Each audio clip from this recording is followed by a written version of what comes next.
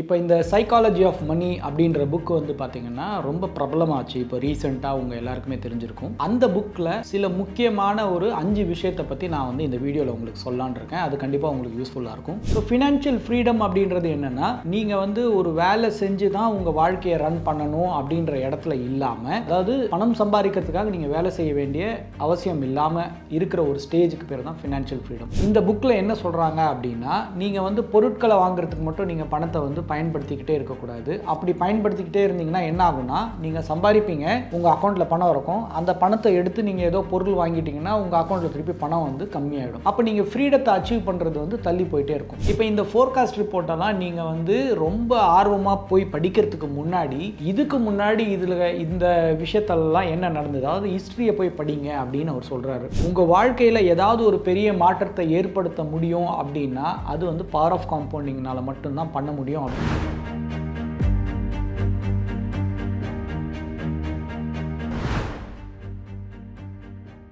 Wealth podcast Tamil நேயர்களுக்கு வணக்கம். உங்கள் சுந்தர், மியூச்சுவல் ஃபண்ட் டிஸ்ட்ரிபியூட்டர். இப்போ இந்த சைக்காலஜி ஆஃப் மணி அப்படின்ற புக் வந்து பார்த்தீங்கன்னா ரொம்ப பிரபலமாச்சு. இப்போ ரீசெண்டாக உங்கள் எல்லாருக்குமே தெரிஞ்சிருக்கும். அந்த புக்கில் சில முக்கியமான ஒரு 5 விஷயத்தை பற்றி நான் வந்து இந்த வீடியோவில் உங்களுக்கு சொல்லலான் இருக்கேன். அது கண்டிப்பாக உங்களுக்கு யூஸ்ஃபுல்லாக இருக்கும். இந்த புது வருஷத்தில் இந்த புத்தகத்திலேருந்து நம்ம கற்றுக்கிறதுக்கு ஏதாவது இருக்கா அப்படின்னு பார்க்கும்போது அதில் ஒரு 5 விஷயத்தை நான் வந்து உங்களுக்கு சொல்லலான் இருக்கேன். அதில் மெயினாக வந்து பார்த்திங்கன்னா, இந்த புத்தகத்தில் வந்து பார்த்திங்கன்னா ஃபினான்ஷியல் ஃப்ரீடம் அப்படின்ற விஷயத்தை பற்றி பேசுகிறாங்க. நம்ம எல்லாருமே வந்து பார்த்திங்கன்னா இந்த ஃபயர் அப்படின்றத கேள்விப்பட்டிருப்போம். Financially independent and retire early அப்படின்ற ஒரு இது வந்து பார்த்திங்கன்னா ரொம்ப பெரிய அளவில் வந்து பார்த்திங்கன்னா முக்கியத்துவம் பெற்றுகிட்டே வருது. இப்போது கரண்ட் ஜென்ரேஷன் மக்கள் எல்லாமே என்ன எதிர்பார்க்குறாங்கன்னா, சீக்கிரமாக பணத்தை சம்பாரிச்சிட்டு நான் வந்து ஃபினான்ஷியலாக இண்டிபெண்ட் ஆகிடணும் அப்படின்னு நினைக்கிறாங்க. முதல்ல இந்த ஃபினான்ஷியல் ஃப்ரீடம், இந்த ஃபினான்ஷியல் இண்டிபெண்டன்ஸ் அப்படின்னா என்ன அப்படின்றத வந்து நம்ம கொஞ்சம் தெளிவாக புரிஞ்சுக்கிட்டோம்னா அதை நோக்கி நம்ம பயணிக்கிறதுக்கு ஈஸியாக இருக்கும். ஸோ ஃபினான்ஷியல் ஃப்ரீடம் அப்படின்றது என்னென்னா, நீங்கள் வந்து ஒரு வேலை செஞ்சு தான் உங்கள் வாழ்க்கையை ரன் பண்ணணும் அப்படின்ற இடத்துல இல்லாமல், அதாவது பணம் சம்பாதிக்கிறதுக்காக நீங்கள் வேலை செய்ய வேண்டிய அவசியம் இல்லாமல் இருக்கிற ஒரு ஸ்டேஜுக்கு பேர் தான் ஃபினான்ஷியல் ஃப்ரீடம். பட் நிறைய பேர்னால அந்த இடத்துக்கு போயிட முடியுமானா அவ்வளோ ஈஸி கிடையாது.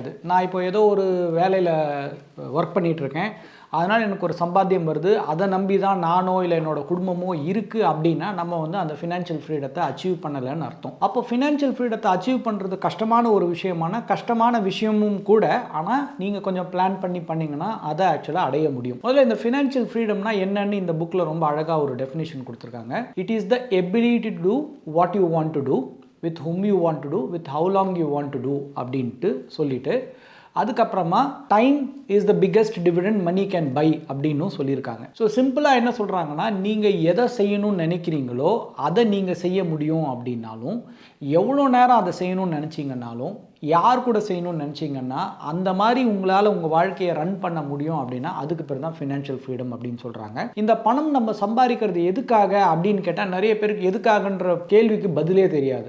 எல்லாரும் என்ன நினைப்பாங்கன்னா, நான் பணம் சம்பாதிக்கிறது வந்து நிறைய பொருட்களை வாங்குறதுக்காக அப்படின்னு தான் நிறைய பேர் சொல்லுவாங்க. நான் வீடு வாங்குறதுக்காக இருக்கலாம், இல்லை காரு, பைக்கு, வாட்டெவர், அந்த மாதிரி எல்லா விஷயத்தையும் நான் வந்து பணத்தை வச்சு வாங்கணும்னு நினச்சி தான் நான் வந்து பணத்தை சம்பாரிச்சிட்ருக்கேன். ஆனால் இந்த புக்கில் என்ன சொல்கிறாங்க அப்படின்னா, நீங்கள் வந்து பொருட்களை வாங்குறதுக்கு மட்டும் நீங்கள் பணத்தை வந்து பயன்படுத்திக்கிட்டே இருக்கக்கூடாது. அப்படி பயன்படுத்திக்கிட்டே இருந்தீங்கன்னா என்ன ஆகும்னா, நீங்கள் சம்பாதிப்பீங்க, உங்கள் அக்கௌண்ட்டில் பணம் இருக்கும், அந்த பணத்தை எடுத்து நீங்கள் ஏதோ பொருள் வாங்கிட்டீங்கன்னா உங்கள் அக்கௌண்ட்டில் திருப்பி பணம் வந்து கம்மியாகிடும். அப்போ நீங்கள் ஃப்ரீடத்தை அச்சீவ் பண்ணுறது வந்து தள்ளி போயிட்டே இருக்கும். அதுக்காக நீங்கள் எந்த பொருளையுமே வாங்கக்கூடாதுன்னு நான் சொல்ல மாட்டேன். தேவையில்லாத பொருட்களை கண்டிப்பாக நம்ம வாங்காமல் இருந்தோன்னா அப்போ தான் நம்மக்கிட்ட பணம் சேர ஆரம்பிக்கும். பணம் சேர ஆரம்பித்தா தான் நீங்கள் வந்து ஃபினான்ஷியல் ஃப்ரீடத்தை நோக்கி போகவே முடியும். அதை தான் வந்து பார்த்திங்கன்னா இந்த புக்கில் ரொம்ப அழகாக சொல்லியிருக்காங்க. ஆனால் நம்மளுடைய அட்வர்டைஸிங் இண்டஸ்ட்ரியோட பெரிய பலமே என்னன்னு பார்த்தீங்கன்னா, நீங்கள் பார்க்குற எல்லா பொருளுமே உங்களுக்கு வந்து தேவை அப்படின்ற மாதிரி அவங்க அட்வர்டைஸ் பண்ணுவாங்க. அது அவங்களுடைய வேலை. பட் நான் ஒரு இண்டிவிஜுவலாக எனக்குள்ளே வந்து ஒரு கட்டுப்பாடு இருக்கணும். எனக்குள்ளே வந்து பார்த்திங்கன்னா எது வேணும் எது வேண்டாம் அப்படின்றத வந்து புரிஞ்சுக்கிட்டு நான் வந்து என்னுடைய செலவை நான் பண்ணேன்னா எனக்கு வந்து ஃபினான்ஷியல் ஃப்ரீடம் அச்சீவ் பண்ணுறதுக்கு ரொம்ப ஈஸியாக இருக்கும் அப்படின்றது தான் முதல் விஷயமாக சொல்கிறாரு. அடுத்த ரொம்ப முக்கியமான விஷயம் என்ன சொல்கிறாங்க அப்படின்னா, இப்போ இந்த புது வருஷம் வந்தாலே வந்து பார்த்திங்கன்னா நிறைய பேர் வந்து பார்த்திங்கன்னா வரப்போகிற 2025 வந்து எப்படி இருக்கும் அப்படின்னு வந்து நிறைய ஃபோர்காஸ்டெல்லாம் வரும். அந்த ஃபோர்காஸ்டெல்லாம் படிப்பாங்க. இந்த ஸ்டாக்கை வாங்கலாமா, இது எவ்வளோ தூரம் போகும், மார்க்கெட் எப்படி இருக்கும், தங்கம் எந்த இடத்துல போகும் அப்படின்னு வந்து பார்த்திங்கன்னா நிறைய ஃபோர்காஸ்ட் ரிப்போர்ட்ஸ் எல்லாம் வரும். இப்போ இந்த ஃபோர்காஸ்ட் ரிப்போர்ட்டெல்லாம் நீங்கள் வந்து ரொம்ப ஆர்வமாக போய் படிக்கிறதுக்கு முன்னாடி இதுக்கு முன்னாடி இதில் இந்த விஷயத்தெல்லாம் என்ன நடந்தது, அதாவது ஹிஸ்ட்ரியை போய் படிங்க அப்படின்னு அவர் சொல்கிறாரு. அதாவது ஒரு மார்க்கெட்டோட சைக்கிளிக்காலிட்டியை வந்து நீங்கள் கொஞ்சம் புரிஞ்சுக்கிட்டீங்கனாலே, நீங்கள் ஃப்யூச்சரை ப்ரெடிக்ட் பண்ணுறதுக்கு பதிலாக நீங்கள் சைக்கிளிக்காலிட்டியை புரிஞ்சுக்கிட்டீங்கனாலே நீங்கள் ஒரு பெட்டர் இன்ஃபார்ம்டு இன்வெஸ்டராக இருக்க முடியும். ஏன் இதை இவர் சொல்கிறாருன்னா, ஒரு வாட்டி ஃபோர்காஸ்ட் பண்ணும்போதும் இப்போ நம்ம வந்து ஒரு எலெக்ஷன் ரிசல்ட்டோட இதை பார்த்துப்போமே, இந்த எலெக்ஷன் ரிசல்ட்ஸில் ஒரு வாட்டியும் வந்து பார்த்திங்கன்னா இந்த எலெக்ஷன் முடிஞ்ச உடனே வந்து பார்த்திங்கன்னா ஒரு இது சொல்லுவாங்க, அதாவது வந்து எதிர்பார்ப்பு சொல்லுவாங்க. அண்ட் இன்வேரியபிளி வந்து பார்த்திங்கன்னா அந்த எதிர்பார்ப்பு வந்து ஜென்ரலாக நடக்காது. ஏன்னா ஆக்சுவலாக நடந்ததுக்கும் எதிர்பார்ப்புக்கும் எப்போவுமே வந்து பார்த்திங்கன்னா ஒரு டிஃப்ரென்ஸ் இருக்கும். அதே மாதிரி மார்க்கெட் எப்படி பண்ணணுன்னு நான் பார்க்குறத விட இதுக்கு முன்னாடி எப்படி பண்ணியிருக்கு அப்படின்ற ஹிஸ்ட்ரியை நான் புரிஞ்சுக்கிட்டனாலே நான் ஒரு பெட்டர் இன்வெஸ்டராக ஆக முடியும். அடுத்து ரொம்ப முக்கியமான விஷயம் என்ன சொல்கிறாரு அப்படின்னா, நீங்கள் சில விஷயத்தை கண்டிப்பாக பண்ணவே கூடாது அப்படின்னு சொல்கிறாரு. அதில் முக்கியமான ஒரு விஷயம் என்னென்னா, நீங்கள் லீவரேஜ் எடுக்கக்கூடாது அப்படின்றார். அதாவது கடன் வாங்கி ஒரு முதலீடை வந்து பண்ணக்கூடாது அப்படின்னு சொல்கிறாரு. அதுக்கப்புறமா நீங்கள் வந்து பார்த்தீங்கன்னா ஓவர் கான்ஃபிடென்ட் ஆகிடக்கூடாது. அதாவது எப்போ வந்து நான் ஏதாவது ஒரு விஷயத்த பண்ணேன்னா இது கண்டிப்பாக ஏறிடும் அப்படின்னு நான் வந்து ரொம்ப ஓவர் கான்ஃபிடென்ட் ஆகிட்டேன்னா அது வந்து பார்த்திங்கன்னா தப்பாக போச்சுன்னா எனக்கு வந்து பெரிய பாதிப்பை உண்டாக்கும். ஸோ அதனால் ஓவர் கான்ஃபிடென்ட்டாகவும் லீவரேஜும் இல்லாமல் நீங்கள் வந்து ஸ்லோ அண்ட் ஸ்டெடியாக நீங்கள் இன்வெஸ்ட்மெண்ட் பண்ணிங்கனாலே உங்களுக்கு பெட்டராக இருக்கும். இது வந்து நமக்கு ஒரு முக்கியமான ஒரு பாடம். அடுத்து என்ன சொல்கிறாருன்னா, இந்த ஃபோமோ அப்படின்னு சொல்கிறாங்க பார்த்தீங்களா, ஃபியர் ஆஃப் மிஸ்ஸிங் அவுட் அப்படின்றது. இன்றைக்கி வந்து பார்த்திங்கன்னா பரவலாக எல்லாருமே வந்து பார்த்திங்கன்னா நான் இதை பண்ணும்போது ஐயோ இன்னொருத்தர் வேறு எதையோ பண்ணி சம்பாரிச்சிட்டாரு, நான் அப்போ அதை பண்ணணுமா அப்படின்னு அங்கே போகிறேன். அப்புறம் இன்னொருத்தர் வந்து வேறு ஏதோ பண்ணி சம்பாரிச்சிட்டாலும் நான் கேள்விப்படுறேன். அப்போ நான் என்ன பண்ணுறேன்னா, எனக்குன்னு ஒரு பேட்டர்ன் இல்லாமல் நான் பார்த்து மற்றவங்களை செய்கிறதையே நான் வந்து பார்த்து வந்து இன்வெஸ்ட்மெண்ட் பண்ணும்போது நான் எப்போவுமே வந்து பார்த்திங்கன்னா பணத்தை சம்பாரிச்சேன்னா கூட ஐயோ நான் சம்பாரித்ததை விட இன்னொருத்தர் அதிகமாக சம்பாரிச்சிட்டாரே அப்படின்ற ஒரு என்ன சொல்கிறது, ஒரு மனசில் வந்து என்றைக்குமே வந்து ஒரு திருப்தி வராமல் நான் வந்து மற்றவங்கள பார்த்து என்னை கம்பேர் பண்ணிக்கிட்டே இருப்பேன். ஸோ அதை நீங்கள் பண்ணாதீங்க. நீங்கள் வந்து உங்களுடைய போக்கில் போய் உங்களுடைய பேட்டர்னை ஃபாலோ பண்ணி நீங்கள் இன்வெஸ்ட்மெண்ட் பண்ணிங்கனாலே போதுமானது. இந்த ஃபியர் ஆஃப் மிஸ்ஸிங் அவுட்டை கண்டிப்பாக நீங்கள் எலிமினேட் பண்ணிங்கனாலே நீங்கள் ஒரு பெட்டராகவும் ஒரு சாட்டிஸ்ஃபைடு இன்வெஸ்டராகவும் இருக்க முடியும் அப்படின்றதையும் வந்து சொல்கிறாரு. அதுக்கப்புறமா இந்த பவர் ஆஃப் காம்பவுண்டிங் அதை பற்றி நிறைய வீடியோஸில் நிறைய விஷயங்கள் வந்து சொல்லியிருக்காங்க. இவரும் திரும்ப அதே தான் சொல்கிறாரு. பவர் ஆஃப் காம்பவுண்டிங்கை தயவு செய்து புரிஞ்சுக்கோங்க. உங்கள் வாழ்க்கையில் ஏதாவது ஒரு பெரிய மாற்றத்தை ஏற்படுத்த முடியும் அப்படின்னா அது வந்து பவர் ஆஃப் காம்பவுண்டிங்னால் மட்டும்தான் பண்ண முடியும் அப்படின்றதையும் அவர் சொல்கிறாரு. ஸோ இந்த பவர் ஆஃப் காம்பவுண்டிங்கை பொறுத்த வரைக்கும் முக்கியமான ஒரு விஷயம் என்ன அப்படின்னு பார்த்தீங்கன்னா, நீங்கள் எந்த இன்வெஸ்ட்மெண்ட் பண்ணிங்கன்னா அந்த இன்வெஸ்ட்மெண்ட்டுக்கு டைம் கொடுக்கணும். இந்த டைமை வந்து நம்ம வந்து ரீப்ளேஸே பண்ண முடியாது. ஏன்னா டைம் வந்து பார்த்திங்கன்னா ஒரு இன்விசிபிள் ஹேண்ட் மாதிரி.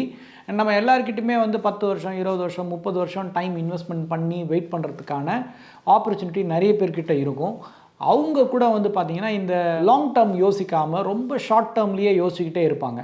ஸோ அந்த ஷார்ட் டேர்ம்லேருந்து வெளியே வந்துட்டு கொஞ்சம் நீங்கள் லாங் டேர்மாக திங்க் பண்ண ஆரம்பிச்சிங்கன்னா உங்களுடைய power of compounding will actually help you better to grow. So அதனால் நீங்கள் இந்த பவர் ஆஃப் காம்பவுண்டிங் அதனால தான் 8th wonder of the world அப்படின்னு சொல்கிறாங்க. ஸோ இதை நீங்கள் நிறைய புரிஞ்சுக்கிட்டிங்கன்னா மோர் தென் இம்பார்ட்டன்ட் நீங்கள் வந்து புரிஞ்சுக்கிறது ஒரு பக்கம், இன்னொரு பக்கம் அதை உள்வாங்கி அது மேலே நீங்கள் ஒரு கன்விக்ஷன் வச்சு நீங்கள் இவென்ச்சுவலாக ஒரு டெசிஷன் எடுத்து ஒரு இன்வெஸ்ட்மெண்ட் பண்ணிங்கன்னா தான் அந்த பவர் ஆஃப் காம்பவுண்டிங் ஒர்க் ஆகுதா இல்லையானே உங்களுக்கு தெரியும். இல்லைனா எப்போவுமே வந்து இன்னொருத்தர் பண்ண பவர் ஆஃப் காம்பவுண்டிங்கை பார்த்து நம்ம வந்து பார்த்திங்கன்னா அவங்க இவ்வளோ பண்ணிட்டாங்களோ இல்லை சம்டைம்ஸ் பொறாமையோ கூட நம்ம படுவோம். ஆனால் நம்மளாலையும் அந்த இடத்துக்கு போக முடியும். அதுக்கு நான் பண்ண வேண்டியது எல்லாமே இந்த பவர் ஆஃப் காம்பவுண்டிங்கை நல்லபடியாக புரிஞ்சுக்கிட்டு அது கூட பயணிக்கிறதுக்கு நான் பழகிட்டேன்னாலே எனக்கும் வந்து பவர் ஆஃப் காம்பவுண்டிங் வந்து என்னோடய வாழ்க்கையில் ஒரு பெரிய மாற்றத்தை ஏற்படுத்த முடியும்.